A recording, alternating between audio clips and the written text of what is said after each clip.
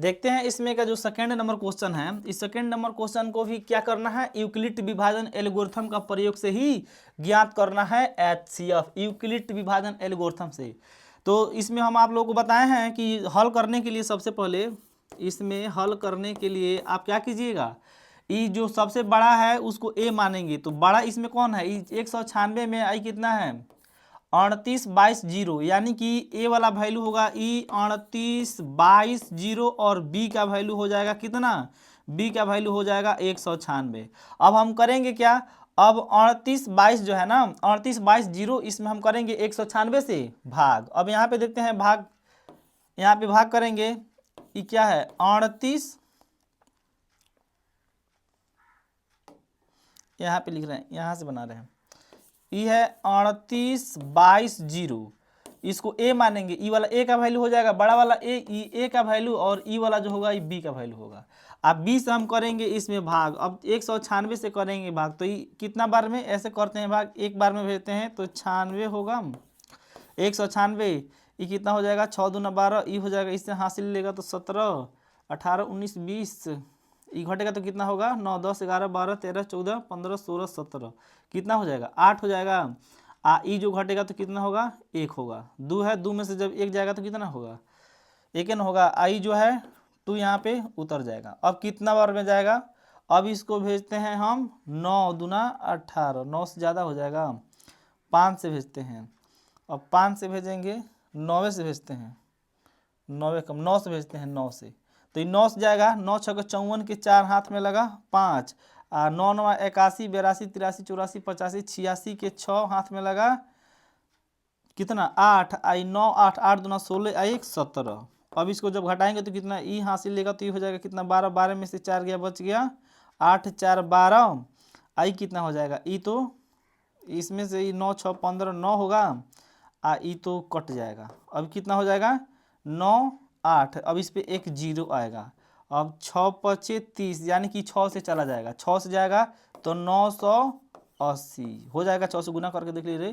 लीजिए 5 से, सॉरी 5 से जाएगा, यहाँ पे ये 5 से जाएगा, 6 5 30 के तब ना हाथ में लास्ट में 0 लाना है हमको, 6 5 30 के 0 हाथ में लगा 3, 8 5 9 5 45, 45 46 47 48 के 8 हाथ में लगा 4, 9 9 5 4 9, ठीक है, ई कट जाएगा। अब यानी कि 100 कितना बार में गया है, इसका ई कट गया है 195 बार में ई कट जा रहा है। तो अब यहाँ पे हमको ज्ञात करना है भाग विधि से नहीं, यूक्लिड विभाजन एल्गोरिथम का प्रयोग करना है।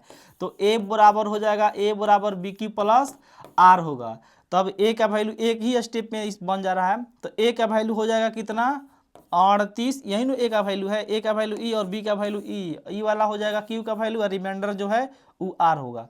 तो अब यहाँ पे देखेंगे हम 38/22 पे एक 0 है, अब बी का वैल्यू कितना है, बी का वैल्यू 196, 196 में मल्टीपल करेंगे कितना से 195 से, 195 से जब मल्टीपल करेंगे तो रिमाइंडर हो जाएगा 0। देखिए यहाँ पे रिमाइंडर कितना आया है 0 आया है। तो जब reminder is equal to 0, reminder is equal to 0 हो रहा है तो उसमें जो बी का वैल्यू होता है ना वही होता है एचसीएफ। तो एचसीएफ इजिकल टू कितना हो जाएगा हमारा 196, यही होगा हमारा आंसर, 196 जो है हमारा क्या होगा एचसीएफ हो जाएगा। अब देखते हैं इसमें का थर्ड नंबर जो क्वेश्चन है उसको देखते हैं।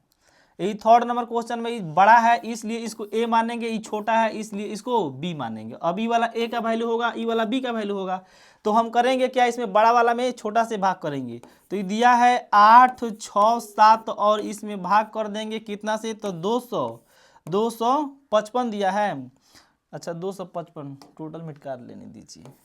8 6 7 में हम भाग करेंगे कितना से 255 से भाग करेंगे। अब भाग करते हैं, देखते हैं कितना बार में जाएगा, 2 से 2 दूना 4 हो जाएगा, 2 से भेजते हैं तो कितना बार में जाएगा 2 5 5, 2 से भाग करते हैं तो 2 दूना 4 होगा, 4 से करेंगे तो ज़्यादा हो जाएगा ना, 5 चौके 20, 4 दूना 8 ज़्यादा हो जाएगा, 3 से भेजते हैं, 3 से भेज देते हैं तो 5 3 15 के 5 3 15 के 5 हाथ में लगा 1, 5 3 15 के 16 के 6 हाथ में लगा 1, 3 दूना 6 1 7, भेजते हैं इसको हम 3 से भेजते हैं तो 5 3 15 के 5 हाथ में लगा 1, 5 3 15 के 16 के 6 हाथ में लगा 1, 3 दूना 6 1 7, ये घटेगा तो कितना होगा, ई घट जाएगा तो ये होगा 2, ये हो जाएगा 0, और ई घटेगा तो कितना होगा 1। अब ई वाला ऐसे घेर देंगे और ई जो है इसमें आएगा 255। अब यहाँ से हम करेंगे भाग तो ये 2 बार में आराम से चल जाएगा, इजी है। तो 2 से जाएगा तो ये 2 2 जा 4, 2 और 2 2 जा 4 हो जाएगा। तो ये होगा 1, ये हो जाएगा 5, ई तो खत्म, यानी कि कट जाएगा। अब ई वाला जो चीज़ है यहाँ पे उतरेगा 1 2 1 0 2। अब इसको भेजेंगे तो ये 2 से कैंसिल होगा, तब 2 से कैंसिल हो जाएगा, ये पूरा कट जाएगा। रिमाइंडर कितना आ गया? रिमाइंडर आ गया 0। अब इस स्टेप को, इसको तो बोलेंगे भाग विधि, तो भाग विधि से थोड़े बनाना है, हमको बनाना है यूक्लिड विभाजन एल्गोरिथम का प्रयोग करके। अब यहाँ से फिर लिखेंगे a बराबर बी क्यू प्लस आर। अब ए का जगह पर यहाँ पे देखिए फर्स्ट वाला स्टेप ई वाला स्टेप उठाएंगे तो ए का जगह पर लिखेंगे ई, बी का जगह पर ई और क्यू का जगह पर ई हो जाएगा। और यहाँ पे रिमाइंडर वाला ई वाला है ना, इसको हम आर बोलेंगे। तो यहाँ पे सबसे पहले ए बराबर लिखेंगे तो ए का वैल्यू हो जाएगा 8 6 7 इज इक्वल टू बी का वैल्यू कहाँ से उठाएंगे तो 255 दिया है, 255 दिया है। 255 में मल्टीपल करेंगे हम 3 से, तो यहाँ से 3 से मल्टीपल कर देंगे तो कितना रिमाइंडर कितना आया है? रिमाइंडर 102 आया है। तो यहाँ पे लिख देंगे reminder is equal to 102, reminder is not 0, यानी कि रिमाइंडर जो है वो 0 नहीं हुआ है। अब फिर सेकेंड वाला स्टेप ई वाला उठाएंगे, ई वाला स्टेप को लिखेंगे यहाँ पे, तो फिर लिखेंगे ए बराबर बी क्यू प्लस आर। तो ए का जगह पर है 255, ई वाला 255 यहाँ पे लिखेंगे। 255 में 100, ई वाला अब हो जाएगा बी का वैल्यू, तो बी का वैल्यू लिखेंगे 102। 102 में 2 से जब करेंगे मल्टीपल, 2 से मल्टीपल करेंगे तो रिमाइंडर कितना हो रहा है? रिमाइंडर हो रहा है 51। अभी भी आर 0 नहीं हो रहा है, तो यहाँ पे हम लिख देंगे आर इज नॉट 0, यानी कि रिमाइंडर है अभी 0 नहीं हो रहा है। तो फिर एक स्टेप और लास्ट वाला स्टेप ई उठाएंगे, यानी कि ए के जगह पर अब हो जाएगा 102 इज इक्वल टू 102 को कैसे लिख सकते हैं हम?